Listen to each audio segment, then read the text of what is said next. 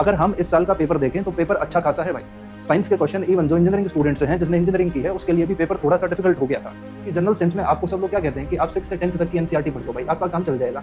और इस बार का पेपर ऐसा है भाई, जो ये पढ़ के गया ना, उसका कोई फायदा नहीं हुआ। वो अब 11th क्लास और 12th क्लास के जो बेसिक हैं कि भाई फिजिक्स कैसे काम करती है, वो बेसिक फंडा जो है फिजिक्स का काम करने का, वो आपको पता हो।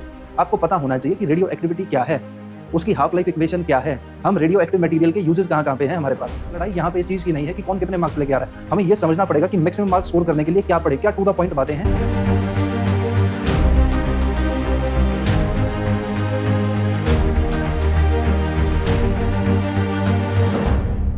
Ladies and gentleman, welcome to the platform of AVKS academy. And आज हम लोग बात करेंगे इस वीडियो में, जो हमारा बेसिक मुद्दा है बात करने का, वो ये है कि आप साइंस सेक्शन को कैसे प्रिपेयर करें। देखो, इस चीज़ के पीछे दो चार चीज़ें हैं कि एक तो साइंस सब्जेक्ट जो है वो काफ़ी इंपॉर्टेंट हो जाता है from CAPF point of view, ठीक है। दूसरा कि ये एक ऐसा सब्जेक्ट है जो डायनामिक नहीं है, जिसमें चेंजेस नहीं होते हैं, क्योंकि मेंशन्ड सिलेबस के अंदर ये मेंशन्ड है कि आपको क्या पढ़ना है, आपको जनरल साइंस पढ़ना है। एंड वीडियो को स्टार्ट करने से पहले इट इज़ माय ड्यूटी कि मैं आप लोगों को बताऊं कि 1 नवंबर से हमारा ऑफलाइन बैच स्टार्ट हो रहा है। जो लोग ऑफलाइन नहीं आ सकते उन लोगों के लिए हमारा ऑनलाइन बैच पहले से चल रहा है। It is a comprehensive course. और अब हम वीडियो की शुरुआत करते हैं। तो देखो, मेन जो चीज़ है, मेन चीज़ आज हम डिस्कस कर रहे हैं किसको, साइंस सेक्शन को। क्यों साइंस इतना इंपॉर्टेंट है कि मेरे को इस चीज़ के ऊपर वीडियो बनानी पड़ रही है। देखो यार, कि अगर हमें फाइनल मेरिट के अंदर घुसना है तो मेरा मानना ऐसा है कि हमारा जो पेपर 1 है एंड जो पेपर 2 है, इनमें से जो मार्क्स खींचे जा सकते हैं रिटन एग्जामिनेशन में, क्योंकि मेरिट में जो है आपके इंटरव्यू के मार्क्स ज़्यादा वेरी नहीं करेंगे। आपके मार्क्स कहाँ वेरी करेंगे, पेपर 1 में। पेपर 2 में लगभग हर किसी को उतने ही नंबर मिल रहे हैं, 100 के आसपास पहुंच जा रहे हैं। जो टॉपर्स हैं वो 100 के आसपास पहुंचते हैं। तो हम मान के चलते हैं कि भाई पेपर 1 इज मोस्ट इंपॉर्टेंट। अब इस मोस्ट इंपॉर्टेंट पेपर में साइंस को ही मैंने क्यों लिखा कि साइंस काफ़ी इंपॉर्टेंट है। देखो, सिलेबस जो बोलता है, सिलेबस बोलता है जनरल साइंस डन। अब सिलेबस जब जनरल साइंस बोलता है तो उसके दो हिस्से हम कर देते हैं। एक है हमारा साइंस सेक्शन और दूसरा सेक्शन होता है टेक सेक्शन। टेक से जो लोग स्पेसिफिकली सीएपीएफ की प्रिपरेशन कर रहे हैं, वो टेक को कितना भी पढ़ लें, उन्हें एक सर्टेन लेवल तक ही टेक की चीजें समझ में आएंगी। बट जो लोग सीएससी दे रहे हैं, सिविल सर्विसेज का एग्जाम दे रहे हैं, वो साइंस सेक्शन को बिल्कुल इग्नोर कर देते हैं। हम उनसे यहाँ आगे निकल सकते हैं। ये लड़ाई यहाँ पे इस चीज की नहीं है कि कौन कितने मार्क्स लेके आ रहा है, हमें यह समझना पड़ेगा कि मैक्सिमम मार्क्स स्कोर करने के लिए क्या पढ़े, क्या टू द पॉइंट बातें हैं यहाँ पे। देखो, जो साइंस सेक्शन है, टेक ठीक है यार, जैसे भी तुमको पढ़ना है, ये करंट अफेयर से रिलेटेड टॉपिक है, मैं सिर्फ साइंस की बात करूंगा। जो हमारा ये साइंस सेक्शन है, इस साइंस सेक्शन के अंदर अगर हम बात करें कि क्वेश्चन कितने आते हैं, तो नंबर ऑफ क्वेश्चन जो है वो नियरली 25 से 28 तक ये पहुंचने लगे हैं। और अच्छा खासा साइंस का लेवल ऊपर उठ गया है। जब ये साइंस का लेवल ऊपर उठता है तो एक बंदा जो नॉर्मली फ्रॉम बीकॉम बैकग्राउंड से है, या कॉमर्स बैकग्राउंड है, या आर्ट्स बैकग्राउंड है, उसको ये डिफिकल्टी दे रहा है। अगर हम इस साल का पेपर देखें तो पेपर अच्छा खासा है भाई। साइंस के क्वेश्चन इवन जो इंजीनियरिंग स्टूडेंट्स हैं, जिसने इंजीनियरिंग की है, उसके लिए भी पेपर थोड़ा सा डिफिकल्ट हो गया था।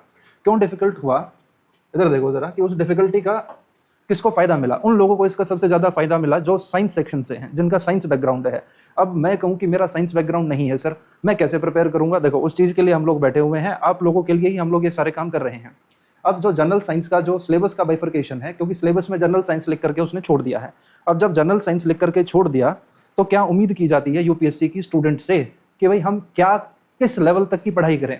तो देखो, एक साइंटिफिक एस्पेक्ट आप सबका होना चाहिए कि आप ग्रेजुएट हैं, लाइफ के अंदर आपने ग्रेजुएशन कर ली है हर किसी ने, तो आपका इतना साइंटिफिक टेम्परामेंट डेवलप होना चाहिए कि जो एवरीडे लाइफ की चीजें हैं ना, कि फैन कैसे काम करता है, ये बोर्ड कैसे काम करता है, ये स्टाइलस कैसे काम करता है, ये सारी चीजें जो जनरल बातें हैं, रेफ्रिजरेटर आपका कैसे काम करता है, एसी कैसे काम करता है, एसी की कूलिंग कैपेसिटी को कैसे मेजर करते हैं, ये सारी चीजें they are part of everyday life. इतना हम लोगों को साइंस को सीखना है। अब इतना सीखने के लिए क्या करना पड़ेगा, तो हम पहले सिलेबस को बाइफरकेट कर देते हैं। तो हमारे पास फिजिक्स है, देन केमिस्ट्री है, फिर बायोलॉजी है, देन कंप्यूटर साइंस है। देखो, केमिस्ट्री इज ऑल अबाउट कि आपने रट लिया है, ठीक है, कि भाई अगर मैं वाटर को H2O लिखता हूं तो उसके पीछे कोई रीजन नहीं है, हम उसको H2O ही लिखते आ रहे हैं। तो केमिस्ट्री इज ऑल अबाउट कि आप कितना याद कर सकते हैं। फिजिक्स एक ऐसी चीज है जिसको आपको सीखना ही पड़ेगा। सीखने के लिए आपको धीरे धीरे एक फाउंडेशन तैयार करनी होगी। पोस्ट 2024, अगर मैं 2024 के बाद की बात करूं तो 24 का पेपर भी अच्छा खासा था। 25 का पेपर भाई बहुत अच्छा पेपर था। किसी ने अगर साइंस को सिर्फ ऊपर ऊपर से पढ़ा है ना, कि जनरल साइंस में आपको सब लोग क्या कहते हैं कि आप 6 से 10th तक की एनसीईआरटी पढ़ लो भाई, आपका काम चल जाएगा। और इस बार का पेपर ऐसा है भाई, जो ये पढ़ के गया है ना, उसका कोई फायदा नहीं हुआ। क्योंकि हमने 9th क्लास में या 10th क्लास में सिर्फ हमने ये जाना है कि हीट क्या होती है। अब इस हीट के एप्लीकेशन जब पढ़ने जाओगे तो एक नई चीज मिलेगी, क्या, थर्मोडायनेमिक्स। अब थर्मोडायनेमिक्स से भर के क्वेश्चन आ गए, ठीक है। एक तो क्वेश्चन सिंपल ही था कि रेफ्रिजरेशन किस चीज के ऊपर बेस्ड है, इसकी बात वो कर रहा है। करंट इलेक्ट्रिसिटी हमने पढ़ रखा है, सब नहीं पढ़ा है करंट इलेक्ट्रिसिटी, पर करंट इलेक्ट्रिसिटी से इस बार एग्जाम में न्यूमेरिकल आ गया भाई। अब ये न्यूमेरिकल तभी सॉल्व हो पाएगा जब आपको पूरी डीप अंडरस्टैंडिंग है। अब करंट इलेक्ट्रिसिटी 10th क्लास तक भी है, जहां हमने रेजिस्टेंस वगैरह के बारे में पढ़ा। अब वो 12th क्लास का एक टॉपिक भी है इलेक्ट्रिसिटी, और 12th क्लास की एनसीईआरटी मेरे ख्याल से किसी ने नहीं पढ़ी है, ठीक है। जिन्होंने भी ये क्वेश्चन अटेम्प्ट किए हैं उनके पास एक जरिया था कि भाई उनके पास साइंस थी। अब इस चीज़ को हम खत्म करते हैं। कैसे खत्म करेंगे कि हम लोगों को अब 6 से 10th तक नहीं रुकना है, हम लोगों को अब 11th क्लास और 12th क्लास के जो बेसिक हैं कि भाई फिजिक्स कैसे काम करती है, वो बेसिक फंडा जो है फिजिक्स का काम करने का, वो आपको पता हो। आपको पता होना चाहिए कि रेडियो एक्टिविटी क्या है, उसकी हाफ लाइफ इक्वेशन क्या है, हम रेडियो एक्टिव मटेरियल के यूजेस कहाँ पे हैं हमारे पास। हम लोग पढ़ते हैं किसके बारे में, ईएम वेव्स के बारे में। अगर हमें ये नहीं पता कि ईएम वेव ही क्या है, क्योंकि ईएम वेव की डेफिनेशन आपको शुरुआत में नहीं मिलेगी, यहाँ नहीं मिलेगी। आपको ईएम वेव की डेफिनेशन ढंग से समझ में आएगी जब आप क्लास 12th में एक टॉपिक है ऑप्टिक्स के नाम से, उधर आप पढ़ोगे ना कि light is a EM wave, एक पूरा टॉपिक ही ईएम वेव का है। तो आपको अब कॉन्सेप्ट की क्लैरिटी चाहिए ही चाहिए है। पहले साइंस को सिर्फ इसलिए पढ़ा करते थे कि ठीक है यार रट लिया, फैक्चुअल क्वेश्चन आएगा। अच्छे खासे कॉन्सेप्चुअल क्वेश्चन आने शुरू हो गए हैं। तरीका बता दिया है तुम लोगों को कि आइदर आप एनसीईआरटी पढ़ो, अगर आप एनसीईआरटी नहीं पढ़ सकते हो, आपके पास टाइम नहीं है, आप कोचिंग करना चाहते हैं, तो उस केस में मैं बताता हूँ आपको क्या पढ़ना है और कहाँ से पढ़ना है। देखो, पढ़ने के लिए हमने बात कर ली है, हम पढ़ लेंगे किसको, क्लास 6th से लेकर के 10th और 11th और 12th क्लास के कुछ टॉपिक्स हैं जिनको हमें बहुत अच्छे से पढ़ना है, ठीक है। अब जैसे इंटरनेट टेक्नोलॉजी से क्वेश्चन पक्का आएगा इस बार, मैं बता रहा हूँ आप लोगों को, क्योंकि काफ़ी न्यूज़ में रही है चीज़। इंटरनेट टेक्नोलॉजी, सैटेलाइट कम्युनिकेशन किस तरीके से काम करता है, उसके लिए आपको पता होना चाहिए ना कि भाई what is a communication system, communication system क्या है। आपको पता होना चाहिए कि भैया ऑप्टिकल फाइबर कैसे काम करता है, क्योंकि ये भी तो एक तरीका है कम्युनिकेशन करने का। समझ पा रहे हो बात को। अब इन सारी चीज़ों को बहुत ही सीरियस तरीके से पढ़ना है। आप लोगों को क्या करना है, यहाँ से बेसिक्स पढ़ लेने हैं। अब बेसिक्स पढ़ने के बाद आप पीवाईक्यू करो, आप कोई टेस्ट सीरीज करो, बहुत अच्छी बात है।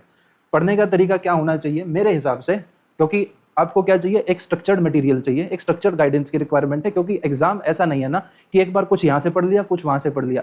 तो जब तक चीज़ें स्ट्रक्चर में चलती रहेंगी, आपको पता रहेगा कि मैंने ये पढ़ लिया है, मेरा ये बचा हुआ है, मैंने ये पढ़ लिया है, मेरा ये बचा हुआ है।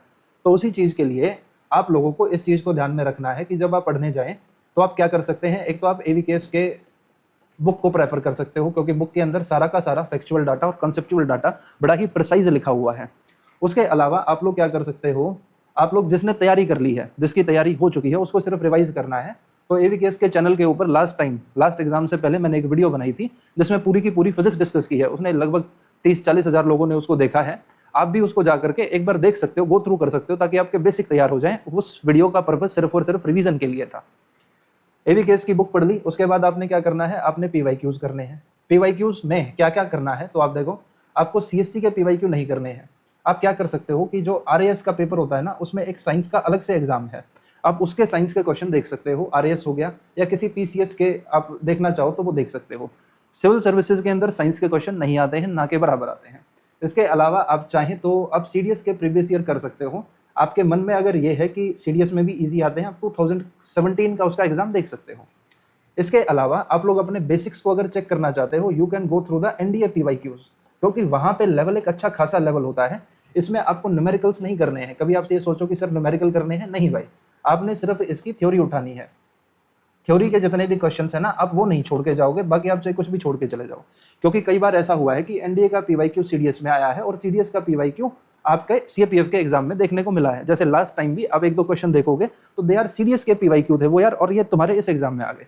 इसके अलावा आप क्या कर लो, इसके अलावा आप एनसीईआरटीज पढ़ लो अगर टाइम है तो। पर एनसीईआरटीज बहुत वास्ट हैं, इनको पढ़ने का फायदा नहीं है। इसमें बहुत टाइम लगेगा आपको चीज़ों को समझने में भी, क्योंकि वो लैंग्वेज ऐसी नहीं लिखी गई है। क्लास 11-12 की NCERT they are more difficult to decode, उनसे ज़्यादा डिफिकल्ट कुछ है ही नहीं। तो उनको मैं कहूँगा कि उनसे बचना, उसका कुछ अल्टरनेट ढूंढ लो। अल्टरनेट में क्या कर सकते हैं, हमारी जो क्लास है उस क्लास नोट्स के ऊपर आप रिलाई कर सकते हो, ठीक है भाई। इसके अलावा आपको क्या करना है, आपको टेस्ट सीरीज को पढ़ना है। अब टेस्ट सीरीज के जो भी क्वेश्चन है उनको प्रैक्टिस करो। ये 4 सोर्स दे दिया मैंने आपको, ये 4 सोर्स जो हैं ये बेस्ट सोर्स हैं अवेलेबल जो हैं, ठीक है भाई। अगर क्वेश्चन, पहली बात तो इनसे बाहर नहीं जाएगा, और बाई चांस अगर इनसे बाहर कोई क्वेश्चन चला गया तो ये सोचो कि वो तुम्हारा नहीं छूट रहा है, वो फिर हर किसी का छूट रहा है। देखो, मेरिट में या मार्क्स कम होने के पीछे रीज़न क्या होता है, रीज़न ये होता है कि जो आसान क्वेश्चन, जो सबका सही है, वो हमारा गलत हो जाता है। इस चीज़ को आपको समझना पड़ेगा, सिर्फ वहीं से हम मेरिट में पीछे जाना शुरू करते हैं। अब इन सारी चीज़ों के बाद आपको क्या करना है, आपको बाकी सब्जेक्ट भी पढ़ने हैं, जिसके अंदर कंप्यूटर साइंस है एंड बायोलॉजी है। बायोलॉजी को आप अच्छे से पढ़ के जाओ। Even most of the time क्या करते हैं लोग, किंगडम को छोड़ देते हैं। आप किंगडम्स भी इस बार पढ़ के जाना, ठीक है। इसके अलावा डिसीज से क्वेश्चन हर बार ही आता है। इसके बाद ह्यूमन फिजियोलॉजी से क्वेश्चन देखने को मिलेगा, आपको प्लांट फिजियो से क्वेश्चन देखने को मिलेगा ही मिलेगा।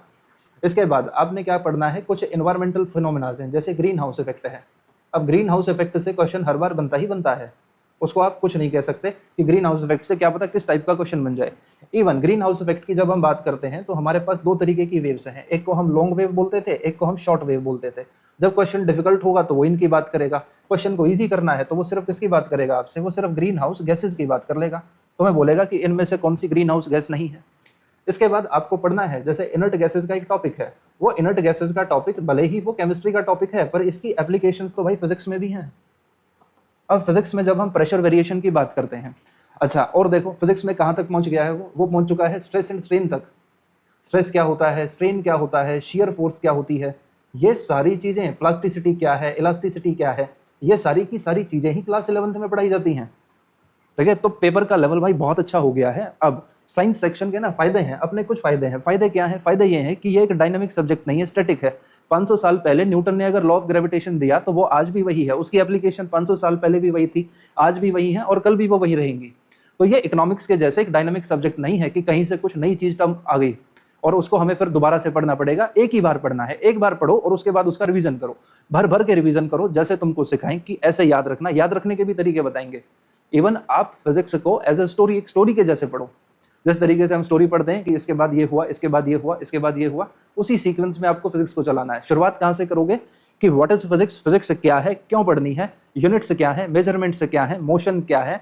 मोशन के बाद आपने पढ़ना है लॉज ऑफ मोशन क्या है, वर्क पावर एनर्जी क्या है।